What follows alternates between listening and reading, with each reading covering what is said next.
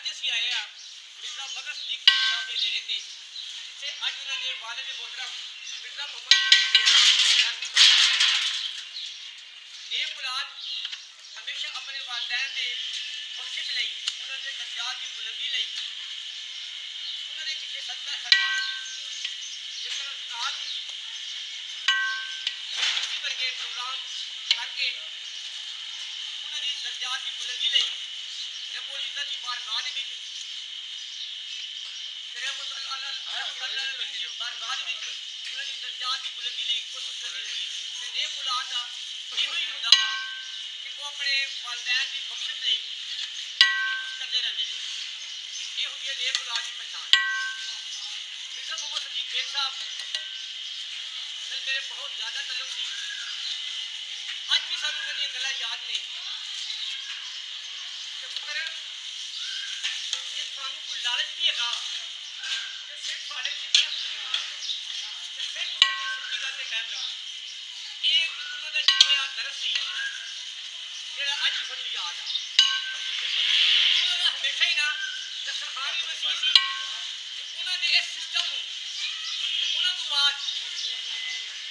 ਉਹਨਾਂ ਦੇ ਬੱਬਰ ਸ਼ੇਖ ਪੁੱਤਰ ਮਿਰਜ਼ਾ ਮਦਨ ਸਦੀਕ ਬੇਗ, ਮਿਰਜ਼ਾ ਸਫਦਰ ਸਦੀਕ ਬੇਗ, ਮਿਰਜ਼ਾ ਅਤਰ ਸਦੀਕ ਬੇਗ ਇਹ ਜਾਰੀ ਰੱਖੇ ਹੋਏ ਆ। ਅਸੀਂ ਰੱਬੁਲ ਇੱਜ਼ਤ ਦੀ ਬਾਰਗਾਹ ਦੇ ਵਿੱਚ ਦੁਆ ਗੋ ਹਾਂ अल्लाह ताला मालिक किरात अपने प्यारे हबीब हज़रत मोहम्मद सल्लल्लाहु अलैहि वसल्लम के सदके मिर्ज़ा मुहम्मद सदीक बेग साहब के दर्जात बुलंद फरमाए बख्शिश करे उन्हां दी कब्र नूं जन्नतुल फिरदौस दे बागां विच बाग दा दर्जा दे। हुण असीं मिर्ज़ा सदीक बेग दा गल करांगे वो इस ते अपने रोशनी डाल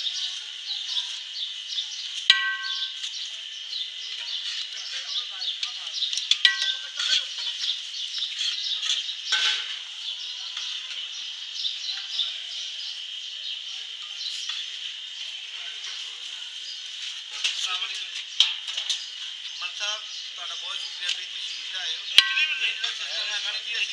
ਸਾਡੇ ਮਾਂ ਬਾਪ ਨੇ ਸਾਡੇ ਵਾਸਤੇ ਪਾਦੇ ਅਸੀਂ ਉਹਨਾਂ ਦਾ ਕੁਝ ਵੀ ਕਰ ਸਕਦੇ ਸਾਡੇ ਸਵਾਲ ਵੀ ਕਰ ਸਕਦੇ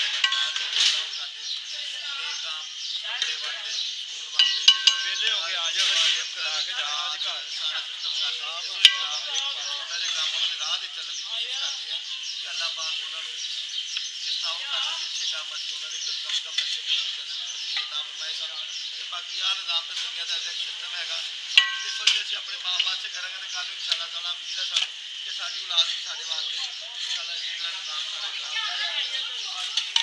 ਅਸੀਂ ਕੋਸ਼ਿਸ਼ ਕਰਦੇ ਹਾਂ ਕਿ ਅਸੀਂ ਜ਼ਰਾ ਵੀ ਇੱਕ ਰੁਪਈਆ ਵੀ ਇੱਕ 100 ਵੀ 1 ਲੱਖ ਵੀ ਅਗਰ ਕਰੋੜ ਵੀ ਦੇਈਏ ਤਾਂ ਅਸੀਂ ਆਪਣੇ ਮਾਂ ਬਾਪ ਦੇ ਵਿੱਚ ਨਾਮ ਤੇ ਦੇਈਦਾ ਕਿ ਉਹਨਾਂ ਦੇ ਨਾਮ ਦਾ ਮਾਲਕ ਸਦਾ ਕਰਾਤ ਕਰੀਦਾ ਮਾਂ ਬਾਪ ਦੇ ਨਾਮ ਦਾ ਕਰੀਦਾ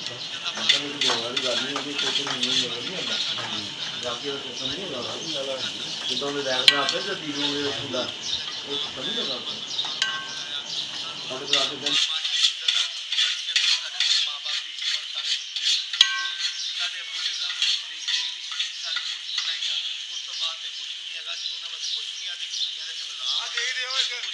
ਅਸੀਂ ਆਪਣੀ ਔਲਾਦ ਵਾਸਤੇ ਕਿਉਂਕਿ ਅਸੀਂ ਆਪਣੇ ਮਾਂ ਬਾਪ ਤੇ ਕਰਾਂਗੇ ਕੱਲ੍ਹ ਨੂੰ ਸਾਡੀ ਇਨਸ਼ਾਅੱਲਾਹ ਉਮੀਦ ਹੈ ਕਿ ਸਾਡੀ ਔਲਾਦ ਵੀ ਇਸੇ ਤਰ੍ਹਾਂ ਸਾਡੇ ਨਾਲ ਮੁਹੱਬਤ ਕਰੇਗੀ ਤੇ ਬਾਕੀ ਦੁਨੀਆ ਦਾ ਨਿਜ਼ਾਮ ਹੈ ਅੱਲਾਹ ਤਾਲਾ ਰਹਿਮਤ ਕਰੇਗੀ। ਕੱਲ੍ਹ ਸਾਰੇ ਮੇਰੇ ਮਾਂ ਬਾਪ ਨੂੰ ਅੱਲਾਹ ਪਾਕ ਜੰਨਤੁਲ ਫਿਰਦੌਸ ਵਾਲਾ ਮੁਕਾਮ ਅਤਾ ਫਰਮਾਏ। ਮੈਂ ਤਾਂ ਸਾਰੇ ਦੋਸਤਾਂ ਨੂੰ ਰਿਕਵੈਸਟ ਕਰਾਂਗੇ ਸਾਰੇ ਮਾਂ ਬਾਪ ਜਿਹਨਾਂ ਦੇ ਚਲੇ ਗਏ ਅੱਲਾਹ ਪਾਕ ਉਹਨਾਂ ਨੂੰ ਜੰਨਤ ਘਰ ਦੇਵੇ ਤੇ ਕਸੂਰ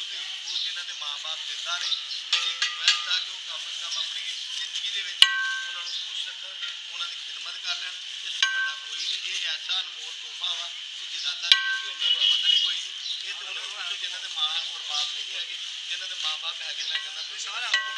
ਬਤਰੀਨ ਇਨਸਾਨ ਮੇਰੀ ਰਿਕੁਐਸਟ ਆ ਦੁਬਾਰਾ ਹੰਬਲ ਰਿਕੁਐਸਟ ਆ ਕਿ ਉਹਨਾਂ ਦੀ ਖਿਦਮਤ ਕਰ ਲੈਣ ਇਨਸ਼ਾਅੱਲਾਹ। ਅਗਰ ਅੱਲਾਹ ਦੀ ਕਸਮ ਉਹ ਦੁਨੀਆ ਤੇ ਰਾਜ਼ੀ ਹੋਵੇ ਔਰ ਦੇਖਾਂਗੇ ਜਾਣ ਤੋਂ ਬਾਅਦ ਮੇਰਾ ਸ਼ਰਤ ਲਾ ਲਓ ਅੱਲਾਹ ਦੀ ਕਸਮ ਜੇ ਉਹਨਾਂ ਤੇ ਦੁਨੀਆ ਵੀ ਰਾਜ਼ੀ ਨਾ ਹੋਵੇ ਅੱਲਾਹ ਦੀ ਜ਼ਾਤ ਵੀ ਰਾਜ਼ੀ ਨਾ ਹੋਵੇ ਆਖਰਤ ਵੀ ਰਾਜ਼ੀ ਨਾ ਹੋਵੇ ਤੇ ਮੇਰੇ ਨਾਲ ਅੱਲਾਹ ਦੀ ਸ਼ਰਤ ਲਾ ਲਓ ਤੇ ਮੈਂ ਦਾਅਵੇ ਨਾਲ ਗੱਲ ਕਹਿੰਦਾ ਕਿ ਇਹਨਾਂ ਦੇ ਮਾਂ ਪਿਓ ਰਾਜ਼ੀ ਆ ਅੱਲਾਹ ਦੀ ਰਹਿਮਤ ਨਾਲ ਜਿੱਥੇ ਜੱਗ। ਸ਼ੁਕਰੀਆ।